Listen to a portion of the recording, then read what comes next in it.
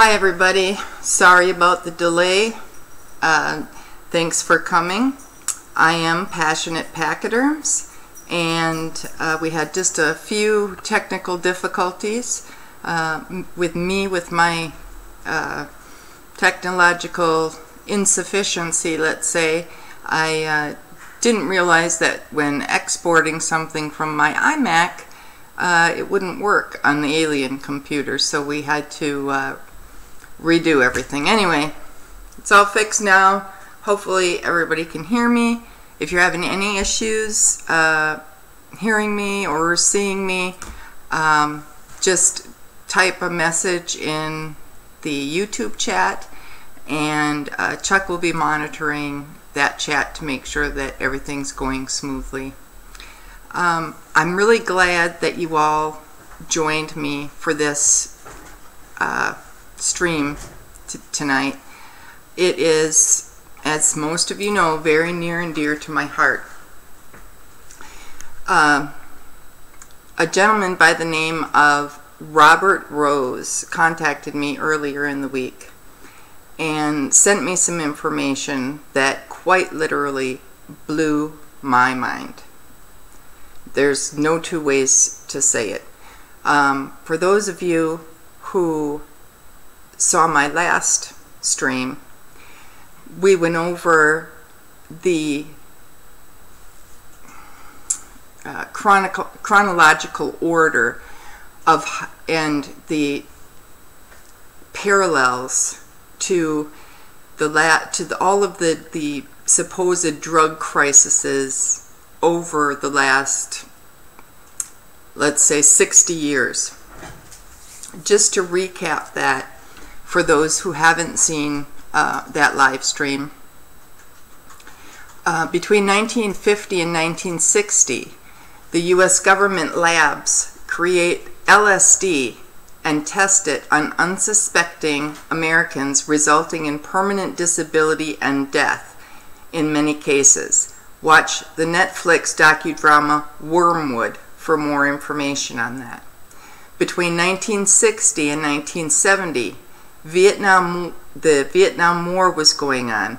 During that time, there were shipments of heroin transported via military and government aircraft to the United States, while LSD is also being produced and sold on the streets. Thousands became addicted to heroin. Drug crisis begins. 1970 to 1980. To supposedly combat the growing use of heroin and get those addicted off of it, government implements the use of government-created and controlled methadone and authorizes the creation of privately owned, government-regulated methadone clinics, where addicts report and are given daily doses of the drug for a price. Methadone clinics, much to a lot of people's surprise, do not provide patients methadone for free. They don't. They charge for it. So any of you who were believing that addicts were getting methadone from those clinics for free, it's not the case. Slowly, the use of heroin is reduced, but not before thousands of low-level dealers and users are arrested and put in prison. Prisons that very shortly would be operated by private government contractors paid on a per-prisoner basis. 1980 to 1990, the Clinton drug era. Arkansas becomes ground zero for the growing cocaine explosion. Cocaine is procured and flown into the United States from Central and South America. Private pilots and aircrafts are contracted by the U.S. government to facilitate the cocaine drug trade, with the landing strip and distribution point in Arkansas under the watchful eyes of Bill and Hillary Clinton, who were enjoying residence at the Arkansas governor's mansion at the time. Millions in drugs were trafficked through Arkansas across the country, sold on our streets to American citizens who became addicted or arrested by local and state police, the FBI, and the DEA, who were told they must clean up the streets and rid them of the very drugs our CIA and government were trafficking.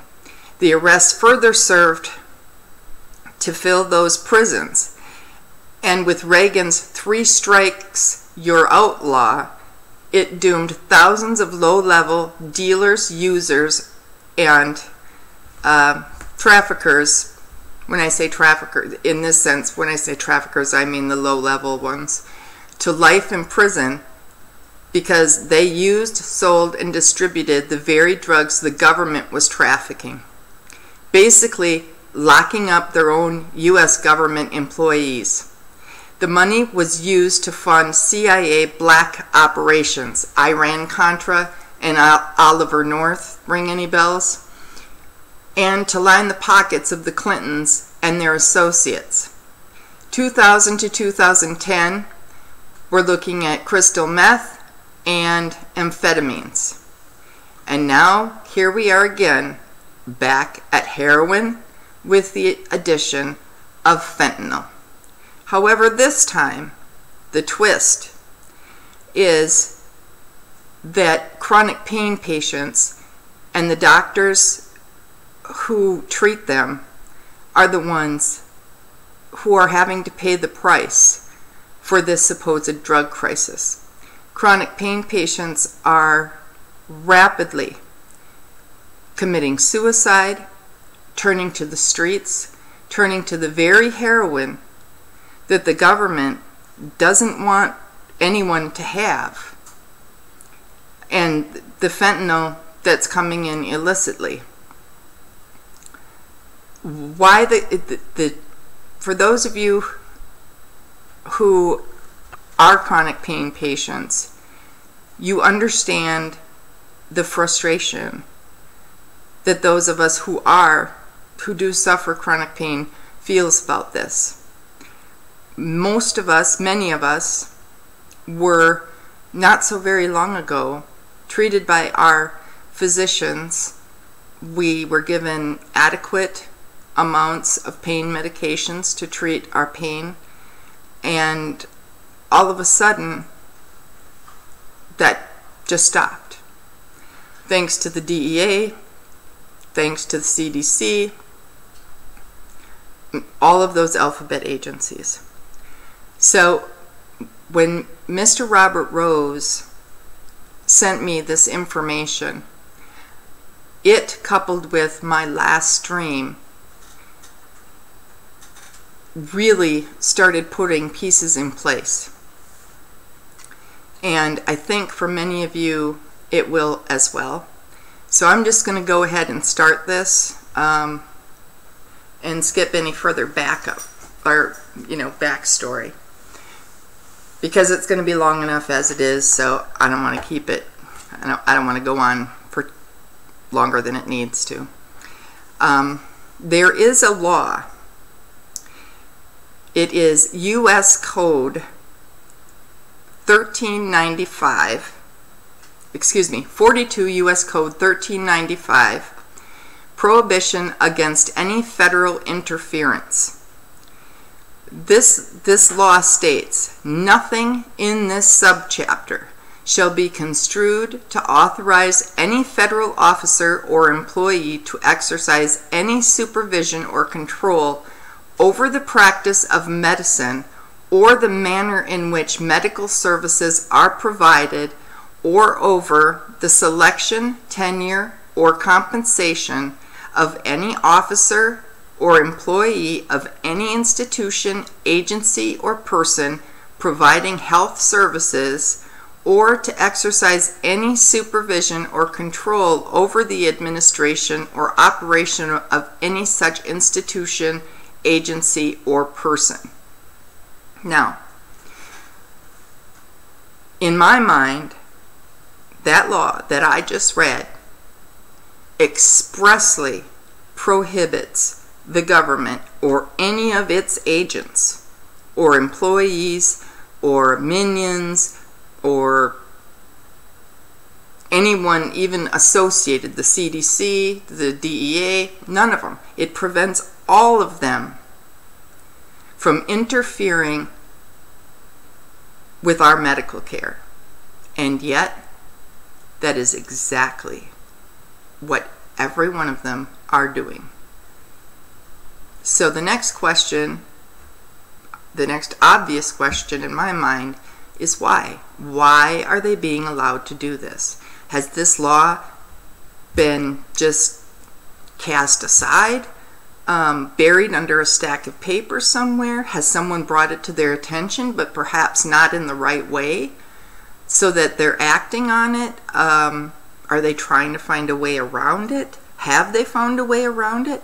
I would like answers to these questions, because according to this law, this federal statute, they're not allowed to do what they're doing, and yet they are. Prescription overdose deaths have not been increasing, contrary to what you hear virtually everywhere. They have remained the same for 6 years. Don't believe me? Google NIH overdose deaths 1 through 17. You can look it up on your own. How many of you know or understand that the DEA, the agency terrorizing our doctors into not being willing to treat our chronic pain, is not paid by the United States government or our tax dollars?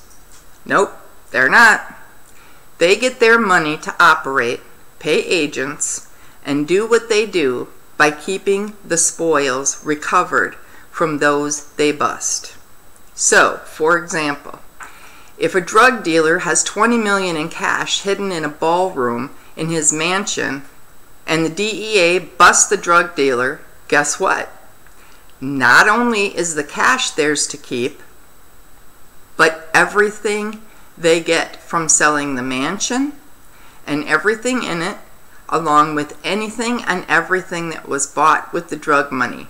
Cars, homes, businesses, stocks, bonds, jewelry, clothes, everything. All of it, and the money that is recovered from the proceeds of selling it now belongs to the DEA. It's important to know that, because by the same token, when the DEA busts a doctor and drags that doctor through the mud, if that doctor is found to be guilty of whatever the DEA contends, everything that doctor owns can be sold off, and that money goes into the DEA war chest too. So it's in the DEA's best interest to bust those who are easy targets. It's much easier to bust a doctor with records and a fixed practice location with regular patients than it is to bust a drug dealer. This is a profound conflict of interest, and a point we all need to keep in mind as we fight going forward. They use bits and pieces of half-truths to manipulate the American people and convince them that doctors and pain patients are the cause of this illegal drug crisis, because it's easier for them if they have a fixed target. We must learn to fight back the same way, only harder. We need veterans who've been cut off or severely restricted of their pain meds to video their stories and litter social media excuse me, with those stories. We need the family members of those who have committed suicide because of their meds being stopped or cut to a point where their pain was too much to bear. And we need stories of people who in desperation turned to illegal street drugs as a way to control their pain because they could no longer get safe, effective pain medications from their doctors. We need each and every one of you to take the time to record a video telling your story, how much pain you're in, how your meds have been restricted or stopped altogether, and the effects that has on your life, your family's life, your activities, everything. Once you've made your video, if you don't know how to get it on the internet or want help, we at Passionate Pachyderms will be happy to help. If you want, we can upload your video to our channel here on YouTube, and you can share it to your heart's content. Or if you'd rather, we can host your videos on our website, passionatepachyderms.com. If you prefer, we'll be happy to help you start a YouTube account of your own, as well as a channel of your own, which you can then post your videos to. All you need to do is say the word, and I will do all I can to assist everyone who needs help. Once we have a good number of pain patient videos posted, I would love to put them together in a compilation along with a succinct narrative that we can all share, bring to our elected representatives' offices when we meet with them, share on our social media accounts on Twitter, Facebook, Reddit, LinkedIn, and elsewhere. A video we can inundate all of the news organizations with until they finally step up and start reporting the ugly, life-threatening, untold stories of those hurt and killed by the government's war on pain patients and their doctors.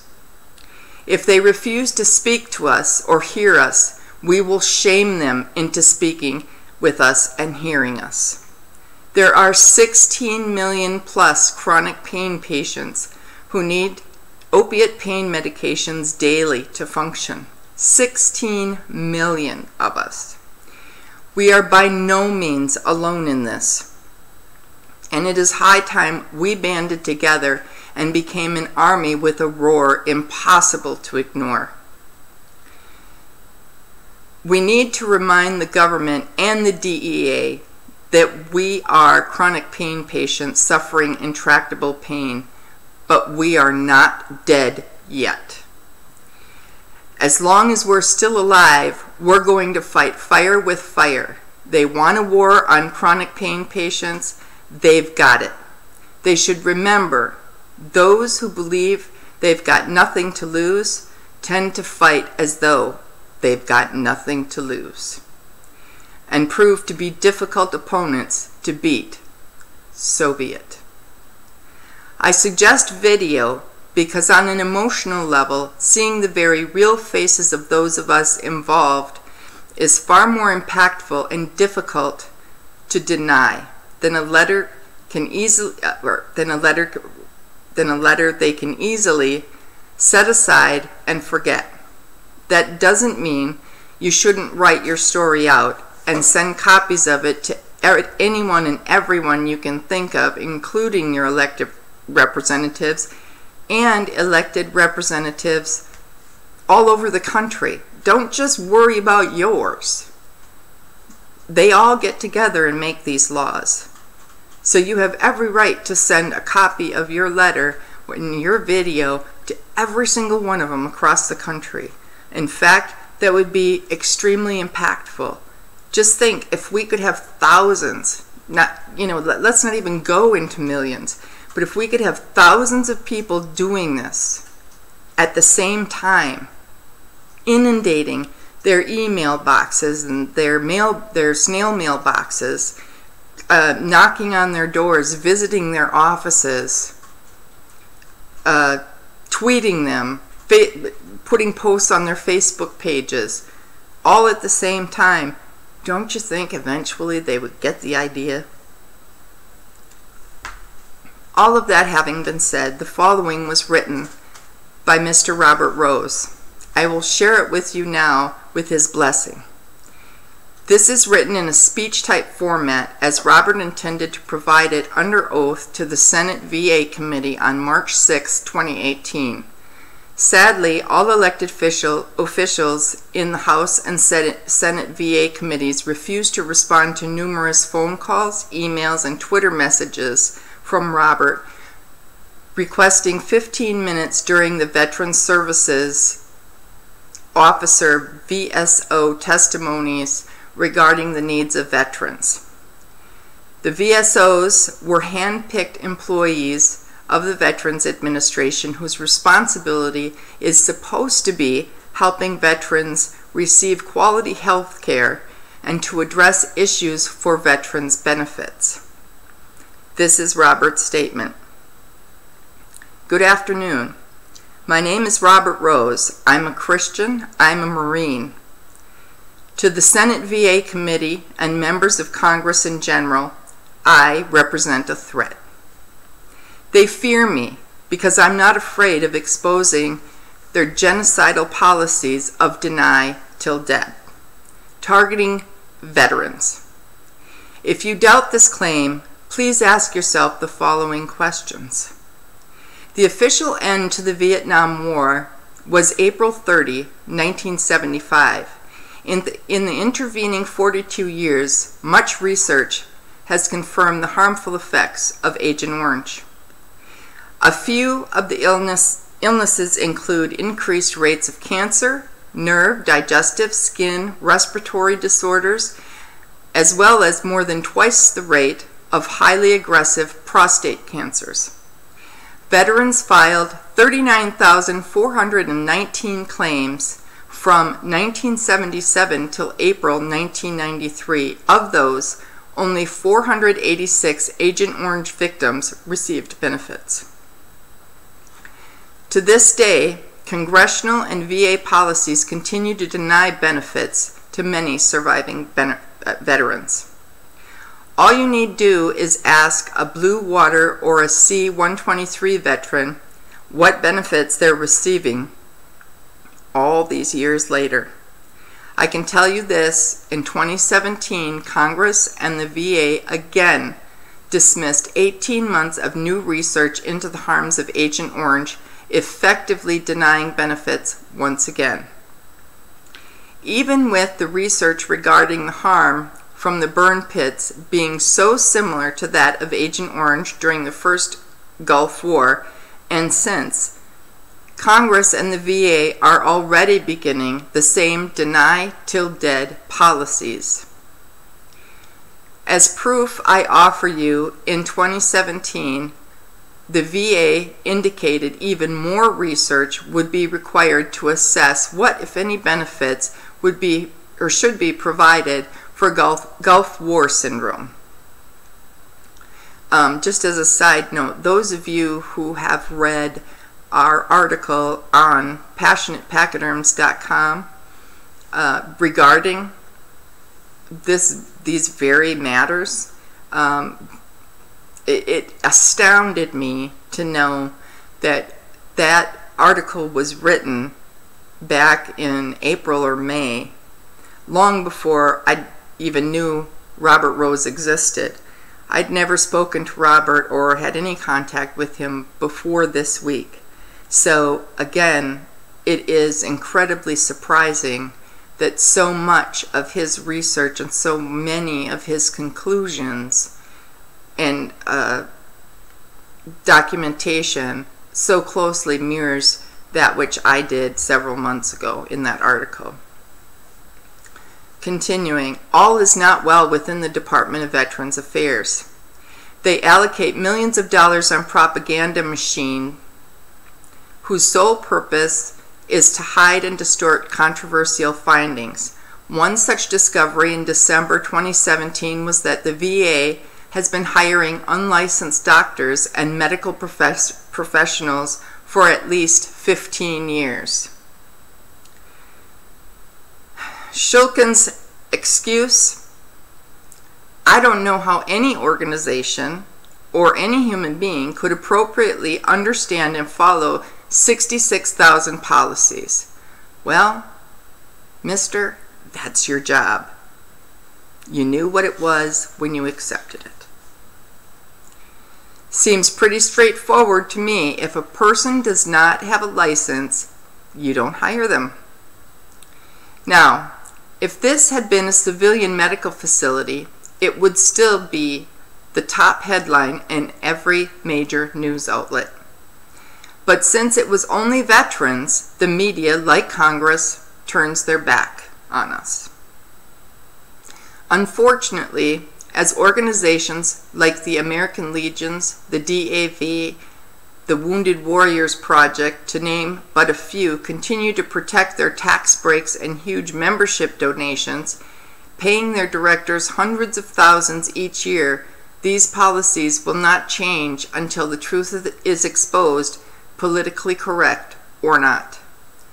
Most recently, government leaders would have you believe the United States has an opioid epidemic.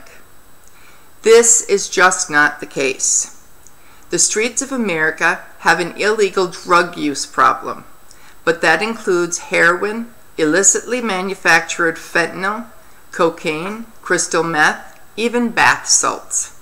And a funny story, the first time I heard the term bath salts, I literally thought it meant like Calgon, take me away bath salts. I had no idea what bath salts were. But then, I'm 50 years old, or thereabouts, and why would I? I'm not a drug addict. I don't turn to the street for drugs. How would I know what that was? Getting back to Robert's statement. The problem for the government is that these drugs don't have the same monetary benefit as targeting legally prescribed pain medications. Basically, we have a problem of greed among our elected officials, which is leading them to target innocents, veterans, and over 100 million Americans with chronic debilitating injuries and disease who suffer intractable daily chronic pain. There is indeed over 100 million who suffer from chronic pain daily. However, the number that take medications for that chronic pain, where it's bad enough that they need daily medications, is over 16 million. So I just want to make that clear. The propaganda, though, did not just manifest itself on its own. Our government and the VA are both complicit in using veterans as guinea pigs to develop and implement these policies over a long period of time. If I'm not mistaken, it began with another Senate committee in 2008. For that hearing, Dr. Alex DeLuca provided medically based testimony in the continuing war on drugs. From his research, he stated, quote, "If people with chronic pain conditions are denied all pain medications, it would be a death sentence," unquote. Listen closely to what he said to the Senate in 2008.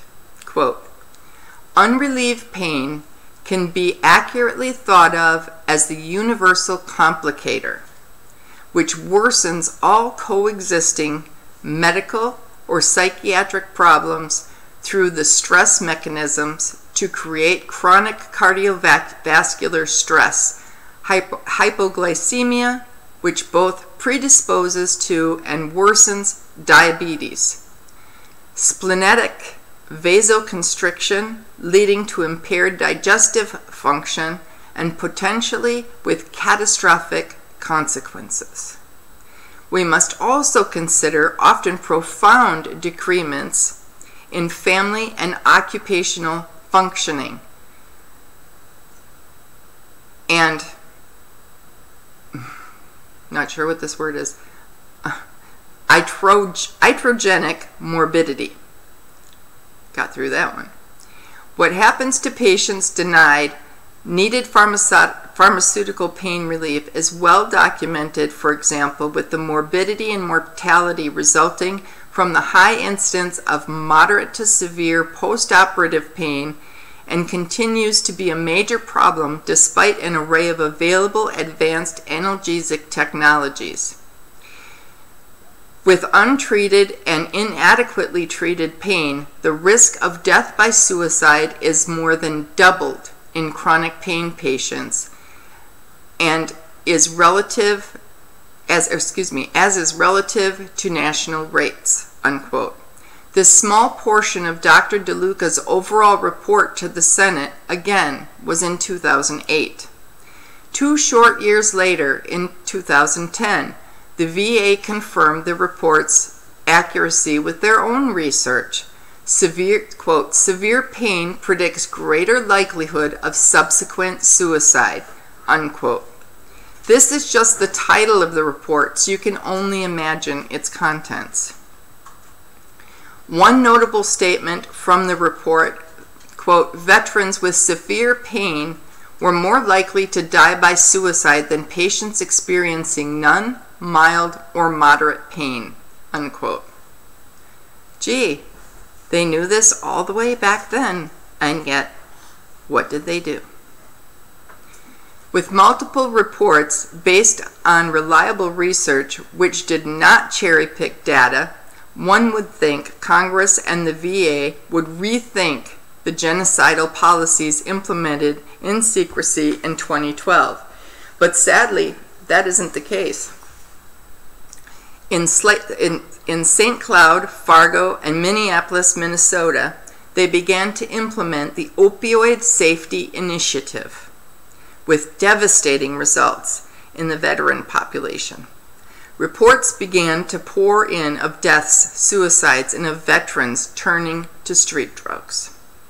With this data, the VA was able to create a media blackout policies to hide the number of veterans committing suicides, even on properties owned by the VA. They continued implementing the policy using a targeted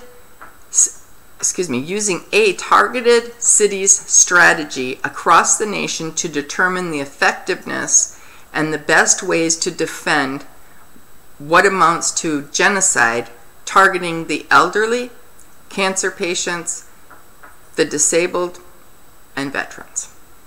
In Roanoke, Virginia, in 2014, we learned of a Navy veteran, Kevin Keller, who had committed suicide in a parking lot of the VA center, leaving a note behind for his friend.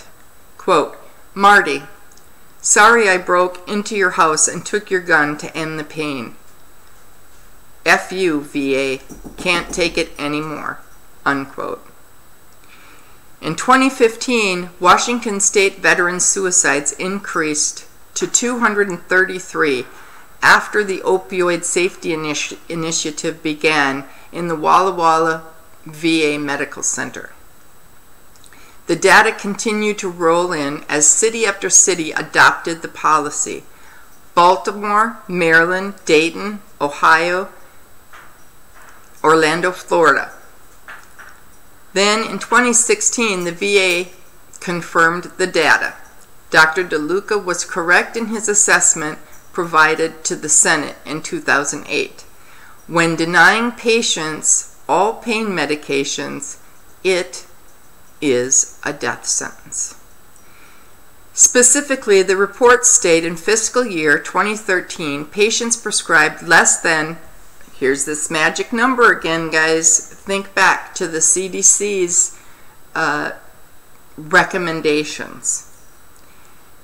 Let me start that paragraph again. Specifically, the reports state in fiscal year 2013, patients prescribed less than 90 milligrams morphine equivalent, 90 milligrams MME. Interestingly, the exact number the CDC came up with in their bogus recommendations, which led to the current chilling effect doctors are experiencing and the subsequent forced tapering, abandonment, and denial of pain control medications for millions of Americans across the country. This daily dose restriction accounted for 85.7% of overdose/suicide-related deaths. The report continues to report in 2010 to 2011 and 2013 to 2014, the opioid discontinuation was not associated with overdose mortality, but was associated to increased suicide mortality. In plain English, the Opioid Safety Initiative was a huge success in ridding the VA of the elderly, cancer patients, and the disabled. The saddest part of these deaths so far is that so far they've been for naught. In March 2016, the CDC adopted the Opioid Safety Initiative from the VA and published them as Guidelines version 1.0. Eventually, the CDC admitted it had used a biased group of professionals and had cherry-picked the data used to create this policy. They even admitted as much, not once, but twice to Congress, that prescribed medications were not the source of the overdose deaths. Meanwhile, with congressional approval, the VA adopted in December 16 version 3.0, VA/DoD Clinical Practice Guideline for Opioid Therapy for Chronic Pain. One wonders how something so horrendous could possibly become even more evil, but the VA managed to pull it off. The new version of the Opioid Safety Initiative specifically recommends against long-term opioid therapy for patients under the age of 30. Seriously? The vast majority of our armed forces returning home injured in the line of duty are under age 30. Does this magical number somehow lessen a veteran's pain from being shot, blown up, the loss of a limb? Don't worry, the VA also came up with something else for our elderly veterans. On page 50 of this new improved policy, doctors are advised to ignore the threat of suicide when forced tapering or denying a veteran on long-term opioid medical treatment.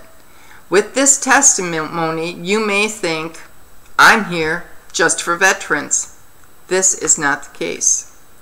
Sadly, members of this very committee have sold out the American people. They, among others, continue to spread the misinformation about a falsified opioid crisis to deceive President Trump and play on the loss of his brother. One must realize they are not telling him that less than 1% of patients exposed to legally prescribed opiates become addicted to pain medications. This is true for emergency room treatment of broken arms, dental procedures such as the removal of wisdom teeth, and long-term medically supervised prescriptions for severe injuries or disease resulting in chronic pain. Even the CDC guidelines being used by this opioid commission have strong biases against the pain community as it contains no input from pain medicine specialists or even chronic pain patients. The document is nothing more than a literature review of the harms and risks of opioids without any substantial supporting evidence. It plays heavily on creating fear and panic about a non-existent crisis while targeting the weakest among us, the elderly, cancer patients, those suffering from extremely painful conditions, diseases, injuries, and the disabled. If I'm ever given the opportunity to address the Honorable President Trump, I will tell him in no uncertain terms, sir, you have been lied to. If you really want to help America, please abolish these guidelines and the VA's policy to deny all pain medications. Please create a consumer-based board which is solely made up of chronic pain patients who have experienced excruciating pain and issues getting legally prescribed opioid pain medication. I would also request you conduct focus groups on chronic pain patients who have been treated successfully with opioids for years. Only then will you have guidelines that serve the public, primary care doctors, and chronic pain patients. Lastly, adequate pain control is a fundamental right of every American, veteran, and civilian. So it is imperative a section be created detailing how patient abandonment will be prosecuted to the fullest extent of the law. Without your intervention, members of Congress will continue funneling money into the healthcare, pharmaceutical, and rehab industries instead of providing adequate health care for all Americans. They will continue to do this because they have been bought and paid for by the contributions from these multi-billion-dollar corporations which we cannot compete against.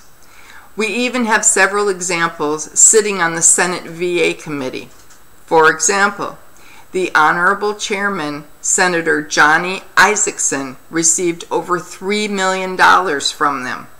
The Honorable Soccer Mom, Senator Patty Mary, has received over $2 million.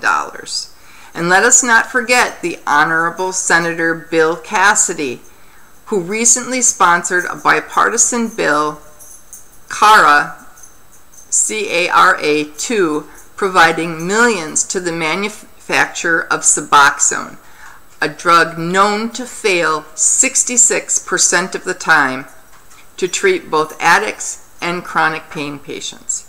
This drug is especially evil in the method it is delivered, plastic strips, which make safely withdrawing a virtual nightmare for anyone it is prescribed.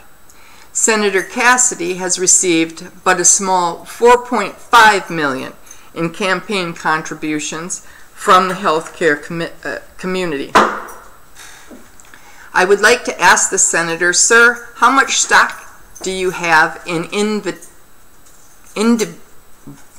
Indivior, I-N-D-I-V-I-O-R?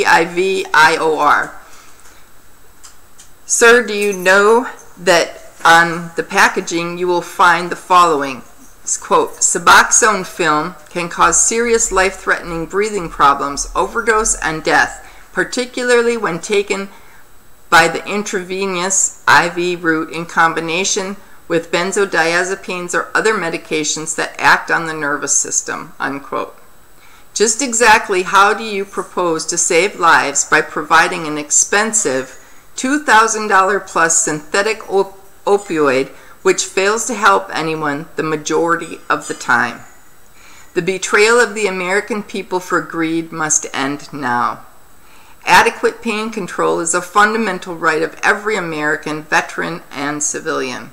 It is imperative we stop these attacks against legitimate patients. The result is already building to the second Trail of Tears as congressional greed once again corrupts the very laws intended to safeguard life, liberty, and the pursuit of happiness. Congressional leaders, please let this message serve as your wake-up call. Americans are going to hear the truth. Veterans are not going to take the abuse any longer. Veterans are not guinea pigs. The contract with our government for service includes appropriate and adequate health care in exchange for serving our country. We did our part. Now you do yours. Either stand behind your oath of office to defend this great nation or get the hell out. No more deny till dead for veterans. No more deny till dead for our most defenseless Americans. Thank you. Robert D. Rose. I'd like to thank Robert for providing his words and research for us to share with you via this live stream. A full transcript, including Mr. Rose's citations and documentation, is posted on our website, passionatepachyderms.com. We ask that each of you watching or listening to this, please pass it along to everyone you know. We must expose this to light or it will continue to happen and get worse. Robert currently has a case pending in Ohio 6th Circuit Courts. If Robert is able to win this case, there will be precedent for all of us to take legal action against those withholding needed pain medications from chronic pain patients, which may open the door for all of us to sue the United States government for damages because they failed to put a leash on their DEA attack dogs and created a hostile environment for our doctors in which they became afraid and unwilling to treat us out of fear of DEA and other government agency reprisals. I cannot stress enough the importance of this case. Robert needs our help to win it, though. Each of us must take the time and put forth the effort and do our part by writing a letter to the Sixth Circuit Court detailing our own experiences with this subject matter. I myself took more than 5 hours to put my letter together over the past several days. Thus far, Robert has only managed to get 70 chronic pain patients to write and mail their letters. He needs far more than this many to make an impact, but time is running out. The address to send the letters to will be posted within the transcript of this live stream on our website, passionatepachyderms.com. The letters must be received no later than Friday of this week. And now, with all of this, I want to convey to all of you more about my personal journey through this. This is the third stream I've done on this subject matter, and I've deliberately kept my story rather private. But I think at this point it's time for all of you to know that the person who is trying to get this information, that one of the people who are trying to get this information out there, who are trying to encourage you to fight, is indeed one of you. So with that, I want to tell you more about me. My name is Jennifer. I suffer from a long list of very complex, interwoven medical issues, which make my medical care extremely complicated. I have severe, atypical, medically intractable daily migraines with concurrent cluster-type headaches. I've suffered from this for 19 years and have tried more than 160 different drugs, treatments, and modalities. The typical medications used for chronic migraines, such as Imitrex, Emerge, DHE, and other such drugs, have been tried with nearly catastrophic consequences.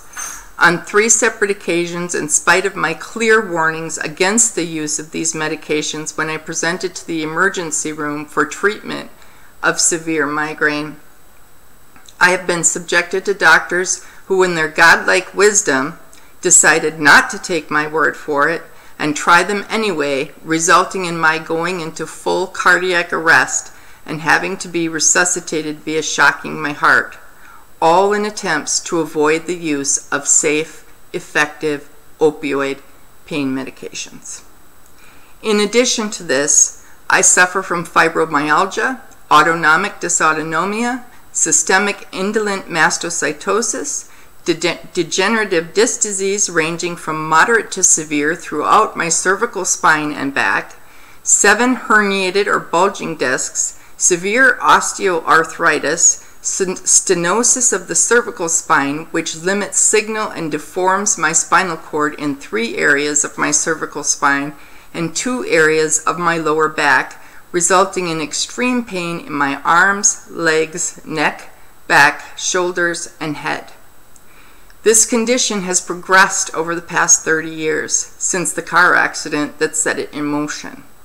In spite of years of physical therapy, exercises, TENS units, chiropractic and acupuncture, ineffective, painful, and dangerous spinal and cervical injections, nerve burning, and even Chinese fire cupping in a desperate attempt to relieve the constant pain I'm in. Drug after drug was tried, but due to my, at the time, undiagnosed mastocytosis, I suffered often life-threatening anaphylactic responses, from more of them than I can remember, and the ones that did not result in allergic reactions of one sort or another and anaphylaxis very often had adverse effects on mood and function due to my also having significant attention deficit disorder. Antidepressants, anti-epileptic drugs, and other substances never intended for the treatment of pain or chronic migraine were all tried off-label with, as I stated, often catastrophic results. Finally, after electing to step off the medical merry-go-round of being passed from one doctor to another, spanning 143 doctors in 17 states, including the Cleveland Clinic, Mayo Clinic, University of South Carolina, University of Wisconsin-Madison, University of Michigan, Ann Arbor, Harvard, Bethesda Naval Hospital, Walter Reed Army Hospital, and others over 25 years' time, and having endured countless spinal taps, bone marrow biopsies, nerve biopsies, myelograms, CT scans, MRIs, X-rays, EMGs, EKGs, EEGs, and just about every test and procedure imaginable, it was my, by this point, very educated decision that rather than risk one of these doctors who didn't have the time or inclination to really learn my very complicated history, making a choice that would unintentionally result in my death, it was time to stop chasing some cure that didn't exist. Being their human lab rat, and resign myself to treating my pain, the symptoms associated with my various conditions, and focus on my quality of life and having as much function as possible for as long as possible. This meant long-term pain management medications. After several years of trial and error, as well as medication and dosage adjustments, we managed to find a dose and combination of medications that afforded me adequate pain control, maximum functionality, and quality of life. This was moderate doses of OxyContin with Percocet 10, 325 as needed for breakthrough pain. I remained at those doses for 8 years. During that time, I was regularly drug tested, never lost or misplaced my medications or scripts, never asked for early refills, agreed to every other modality suggested, every MRI, CT scan, X-ray, blood test, biopsy, as well as being treated for my ADHD by a licensed psychiatrist who prescribed Adderall to treat that.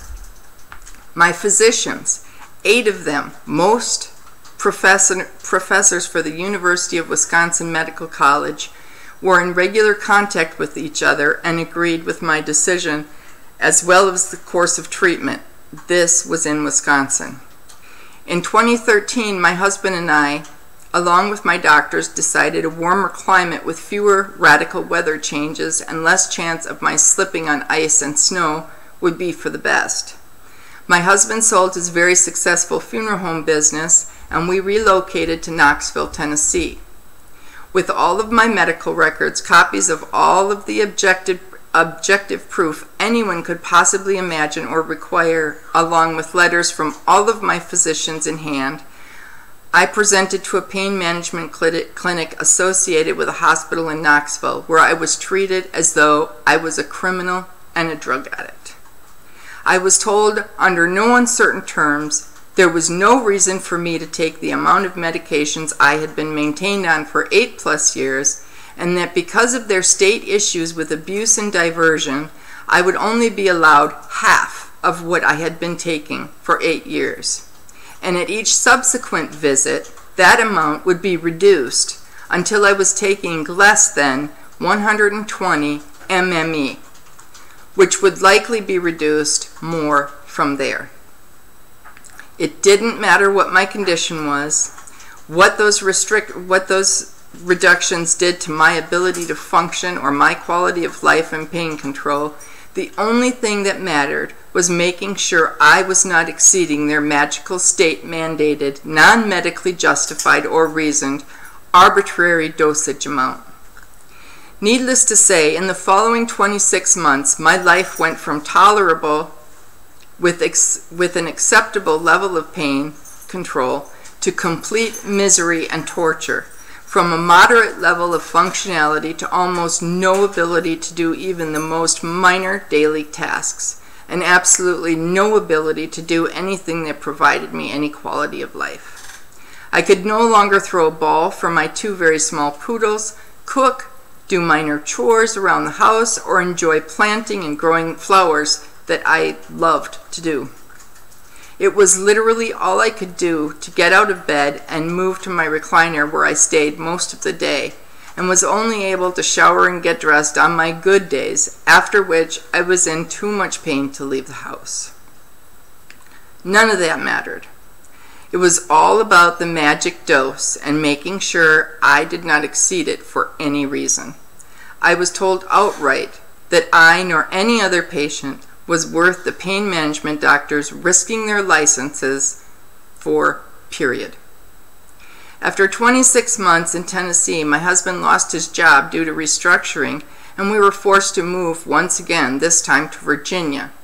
Again, I went through the exact same process, this time with unbelievable amounts of anxiety and fear that I would once again be regarded with less respect and dignity than that of a dog. As it turned out, my fears were very well founded. By this time, the CDC had released their bogus recommendations, and all the doctors were running scared like kick puppies with their tails tucked between their legs. I was under no uncertain terms told there was no way I would be allowed more than 90 milligrams MME of pain medications, and there would be zero rescue or breakthrough medications. This has resulted in my once low blood pressure rising to alarming levels, heart palpitations, increased pain, even less ability to function, and almost no quality of life. Again, none of this has mattered. Everyone had to be at or below 90 milligrams MME. It was the law. It did not matter that my condition had worsened significantly, as evidenced by the CT scan and MRI results, that the stenosis in my cervical spine make it impossible for me to sleep in my bed, and the pain I'm in only allows me to sleep 2 or 3 hours per night. It didn't matter that my blood pressure is wildly out of control, even with the addition of blood pressure medication, or that high blood pressure is negatively affecting my heart and its function. It didn't matter that I'd never failed a drug test, asked for early refills, or even taken this greatly reduced amount of pain medication in any way other than as it was prescribed. That magic number was and is the one and only concern. Not the patient, not functionality, not quality of life, not even pain control.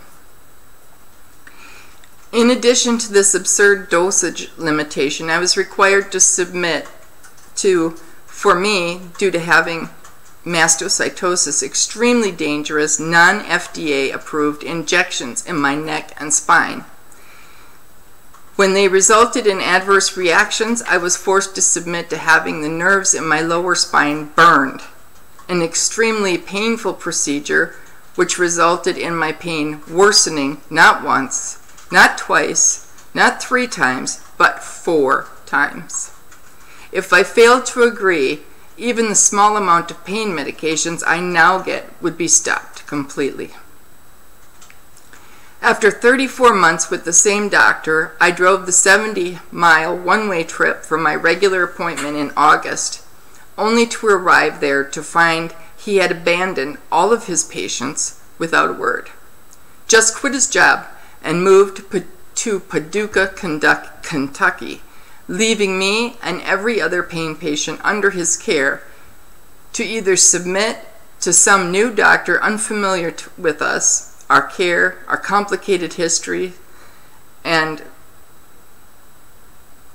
whatnot that the company brought in to fill the spot, find a new doctor, which as we all know is impossible, or turn to other avenues and options for relief.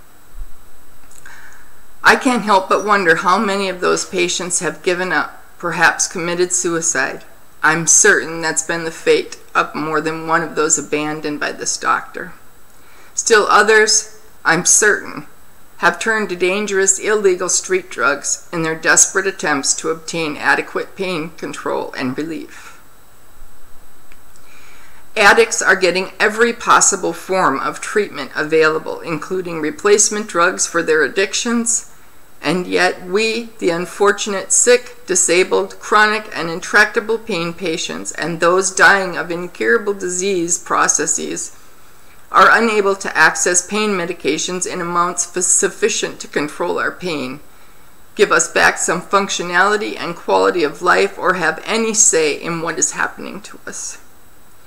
As a chronic pain patient, as well as an advocate for other CPPs, I speak to patients every day who are planning or have already made plans for their own deaths in desperation and complete frustration caused by this lack of adequate pain control,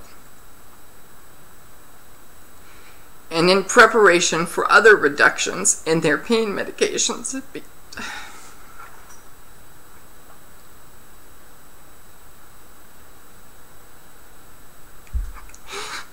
because they simply cannot tolerate the misery they are in any longer.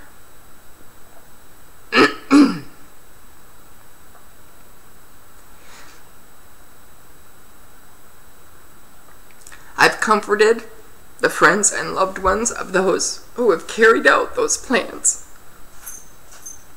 because they were no longer able to withstand the pain and misery the war on pain patients has created in our lives. Similarly, I speak to patients considering seeking out the very same illegal substances the government is trying to eliminate because they are no longer able to access the safe, effective pain medications in amounts they need to treat their chronic pain effectively. As we all know, when chronic pain patients are forced, through no fault of their own, to turn to the street for relief, it's very likely they will become one of the very statistics the government is trying to avoid. But what alternatives have been left them? 22 American veterans commit suicide every day. According to many of those veterans' family members, and them prior to their deaths, a primary reason for those suicides was lack of effective pain control. Their meds being reduced, severely cut off altogether, severely cut or stopped altogether, leaving them in unimaginable pain they could no longer live with. When doctors are called to task for inadequate pain control, we patients are told they're afraid of losing their practices and being raided by the DEA or being sent to jail for treating their patients. We are being forced into painful, ineffective, dangerous procedures, some of which are not even approved by the FDA for treatment of chronic pain, in order to obtain what little medications we are able to get, and told by none other than the ignorant Attorney General of the United States, Jeff Sessions, to take a few Bufferin and go to bed. Apparently Jeff Sessions is too ignorant to the fact, apparently Jeff Sessions is ignorant to the fact that over-the-counter medications like ibuprofen, NSAIDs, Aleve, aspirin, and acetaminophen actually cause more death and disease in America each year than illegal opioids do. We are treated like criminals and drug addicts when we are neither. We are forced to submit to monthly pill counts, prescription tracking, invading our right to privacy, to share our medical information with people who have no right to it, like the DEA and government agencies, as well as pharmacists, none of whom are medical doctors. We must endure monthly drug testing and live in fear each month that our needed pain medications will be further reduced or stopped altogether, creating severe PTSD. The government is illegally interfering in our relationships with our doctors and practicing medicine without a license. A federal offense, by the way. The government and any agent of the government or acting on behalf of the government is expressly prohibited from interfering in any way with the relationship between a doctor and their patient. We have made every possible attempt to bring attention to this problem and resolve it ourselves without legal action, but we are no longer willing to tolerate what we've been forced to endure. Chronic pain patients are not the bad guys in this, and yet we are the ones being punished for the sins of addicts, criminals, and drug abusers. Due to the chilling effect brought about by the DEA, CDC, and the government with their war on drugs, the pain medications of myself and millions of others have been reduced by more than 75%, taking us from having chronic pain that was once adequately treated and controlled, enough for us to have some quality of life and functionality, to having no quality of life and extremely limited functionality, all because our ignorant government is failing to consider the collateral damage their ineffective, ignorant, dangerous actions have created. The government, through its various alphabet agencies, has interfered in the doctor-patient relationship and taken it upon themselves to practice medicine without a license. The DEA and state government offices across the nation have created an environment where chronic pain patients are unable to find pain management doctors at all, or if they do, are not able to get adequate treatment.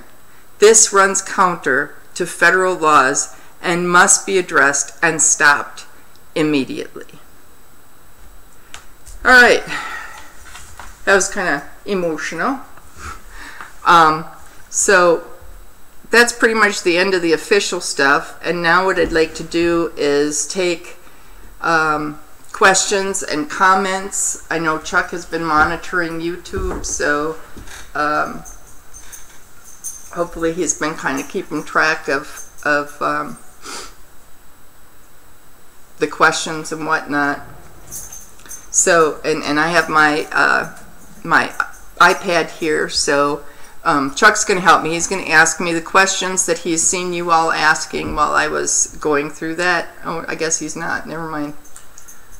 One of the things that Packy asked me to do is to come up with some ideas for people that are just absolutely unable to get out and do anything. We sometimes call them keyboard warriors, and I realize that for some of you people there just isn't any way. So here's a couple of my suggestions. Is have you looked around to see if there's any pain support groups locally? And if there's not a pain support group, consider starting one.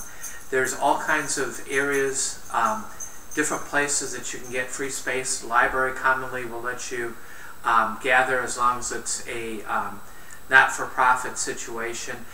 Once you get that support group started, then you can start challenging them to contact legislators and government to get these things changed.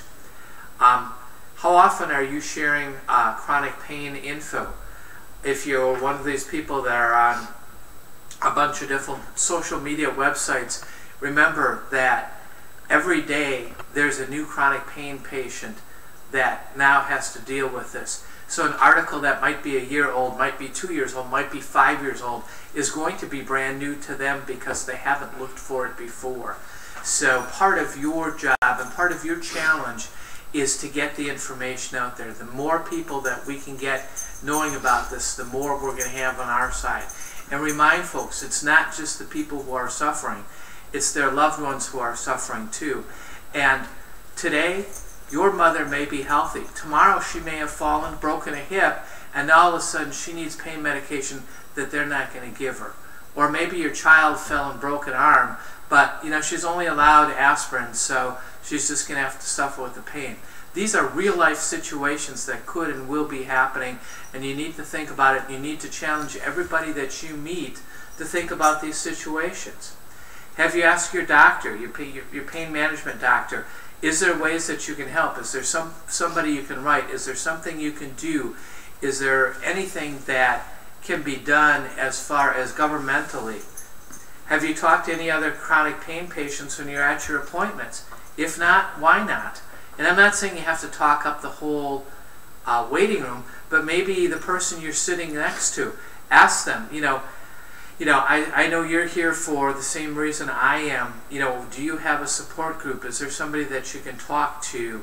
Do you know of any blogs or social media sites that I can go to that maybe I'm not aware of, and share the information? Have you contacted any teaching hospitals, asked about any pain management studies? Do you have the telephone number, physical address, and email address of every state representative in your state? Same for state senator. Those people often make laws like Tennessee did, where they changed the amount of medication that a doctor is allowed to give a patient. And while you may be in just one area of the state, remember those state legislators and state representatives are creating laws for the entire state, not just for their own district. So contact all of them. Are you constantly monitoring for proposed legislation? Is there something coming up? If there is, make a fuss about it. Raise a fuss. Tell everybody you know. Get everybody to write. Get everybody to call their senators. Go down there. Talk to these people. Maybe you can convince them that what they're doing is just not in the best interest of patient care. Let me just add something. Chuck's kind of going over things that people who have a hard time leaving their house would be able to do.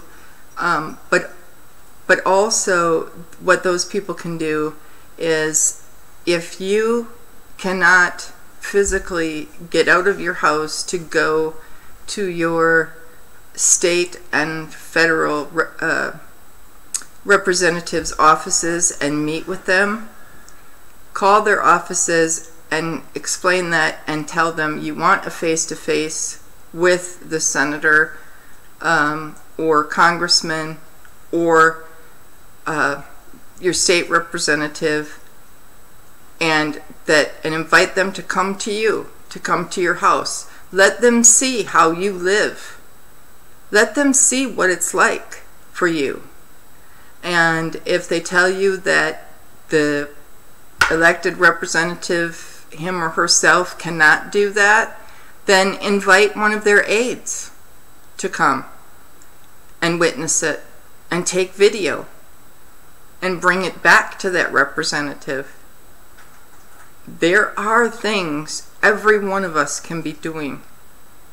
And being disabled, being in pain, being unable to leave your house, I'm sorry folks, but that's just not an excuse.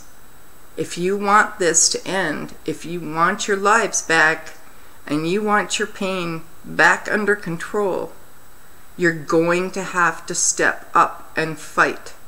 No matter what your condition is, no matter how much pain you're in. I get it. I feel it too.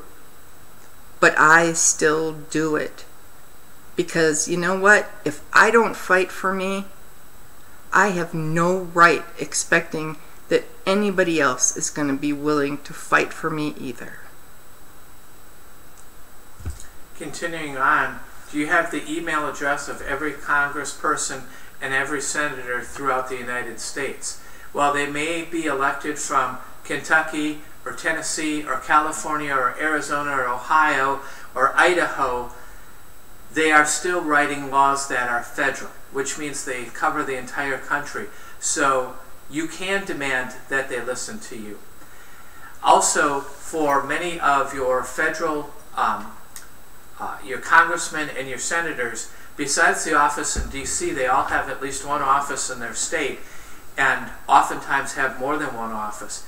If they absolutely tell you that they can't, that they can't visit you and you can't get to their office, ask if you can FaceTime or Skype them, so you can see, so they can see your face and you see his. This makes it real. It's hard to displace a face that you've seen.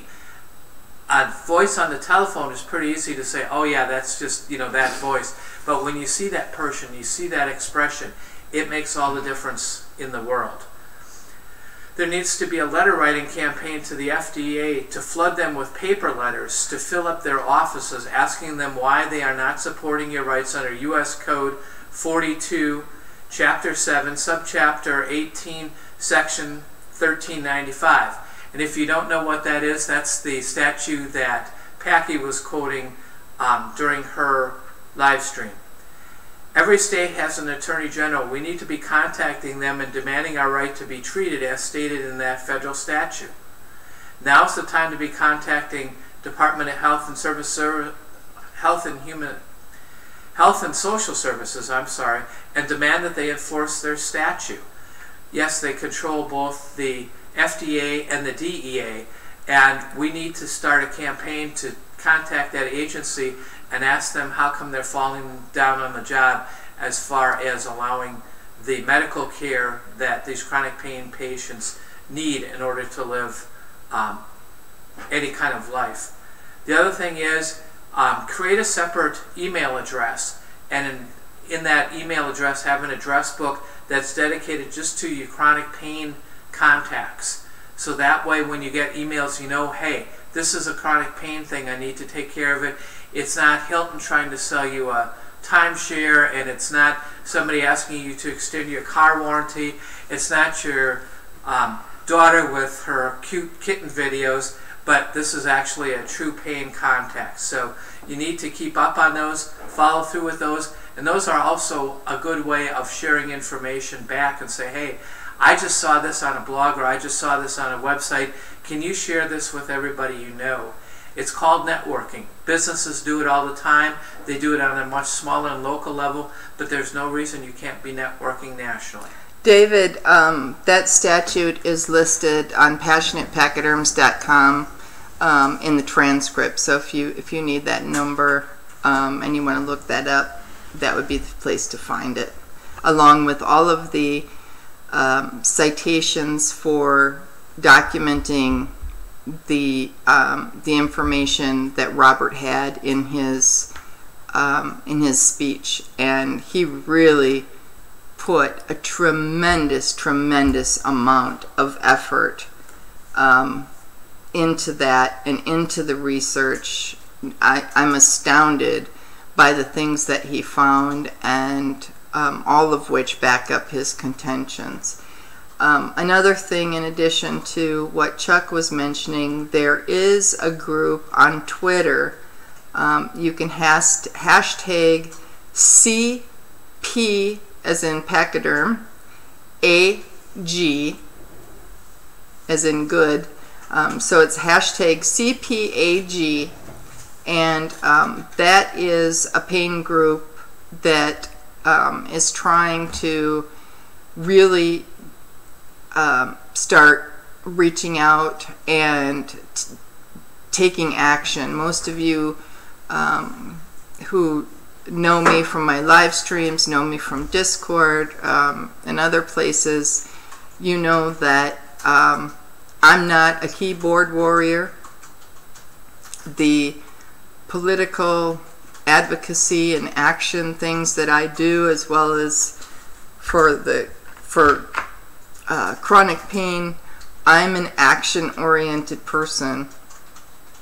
I know that there are people who do the keyboard warrior thing, and God bless them, but I know for a fact that nothing beats face-to-face interaction with other humans, because it's really hard to dismiss someone when you're standing there looking them in the eye and telling them the things that I just shared with you on this live stream. It's really hard to shut them down and shut them off. And, you know, an example of that we just saw with the Kavanaugh, the whole Kavanaugh hearings and whatnot, when, what was that senator's name? Flake. When Jeff Flake tried to get in the elevator, and those women stopped him and got in his face and started yelling their stories to him, that made an impact on him. Not an impact that was good, in my opinion, but it did make an impact. And it shows you, me, everybody out there that talking to these people face to face, getting there, getting to their offices. If you can get to Washington, D.C., great. It's a beautiful, wonderful place to be. It's one of my favorite cities. Chuck hates it. I love it. He just hates it because of the traffic. But I love the monuments and all. I just love D.C. But anyway. But if you can't get there, go to your state capital. I know I've spent countless hours at the Wisconsin state capital, which is also a beautiful place. If you live in Wisconsin and you've never been to your state capital, you have to go. It is one of the most beautiful in the country, and it was fashioned after the U.S. Capitol. Bet you didn't know that. But other state capitals as well. In my opinion, I think the Virginia state capital is kind of lame compared to the Wisconsin one, but hey, it's Virginia. I'm trying to think. West Virginia has a small version of the Wisconsin state capital and the U.S. Capitol. They even have like a little tiny gold dome. It's kind of cute. You can see it from the highway as you zip past. Denver, there's another one. I mean, you guys know where your state capitals are, and most oftentimes, yeah, it's probably a drive, but it's a lot shorter drive than Washington, D.C. would be. So make the trip, you know. Squirrel away a couple of those pain pills so you have something extra and do it. Fight. Fight for yourself. Fight for other people who have chronic pain. If any of you have any questions, I'm trying to read. Donna Ratliff says, what the hell happened to palliative care? I don't, you know, I asked my regular doctor, my internal medicine doctor, to put me into palliative care. And he told me in the state of Virginia, they passed a law that the only way you can get palliative care is if you are at the end of your life. So, being as that we all suspect I have more than 6 months to live, I can't be in palliative care.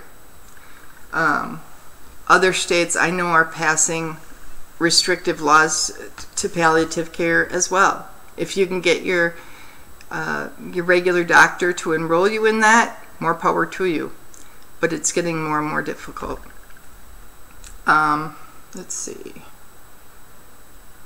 Just want to quickly go through. I did mention CPAG. Definitely check them out on Twitter. Let's see.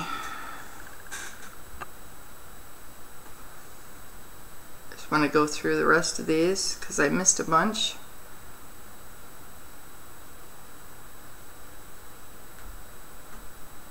Alright, well,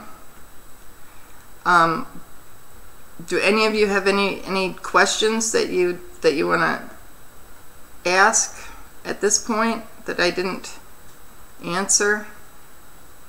Oh, David Hackman says, suggest reading Ask for the Moon and Get It by Percy Ross, if you want to learn how to convince people to help you.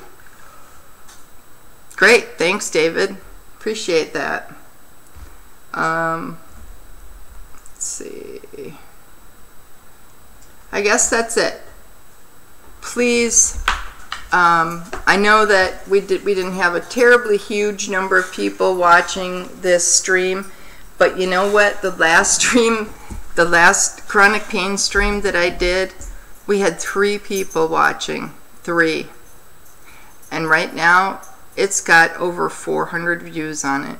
And that may not seem like a lot, but those 400 people have reached out to me, and my doing that video has meant a lot to them.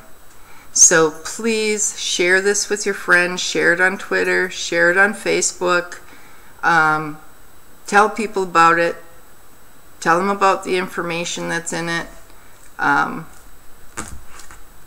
let's come together here and do what we need to do to reverse this process. I am Passionate Pachyderms. I am the brutally honest elephant in every room, and I want to thank you for joining us tonight. That's it. Bye. And I am Packy Dad, and I just wanted to say, because I know that Packy won't tell you this, but she's been working on this for the last 5 days, pretty much all through the day, and this has been an incredibly difficult journey for her, not only to get all of this facts straight, but also to tell her story, and I commend her for that. And she is the most amazing person that I know, and I am lucky to be a part of her life. So thank you for joining us. Please share this video with everybody you know and people you don't know, and hopefully this will go even more viral than the last one did. And on behalf of Packy, thank you much. See y'all next time.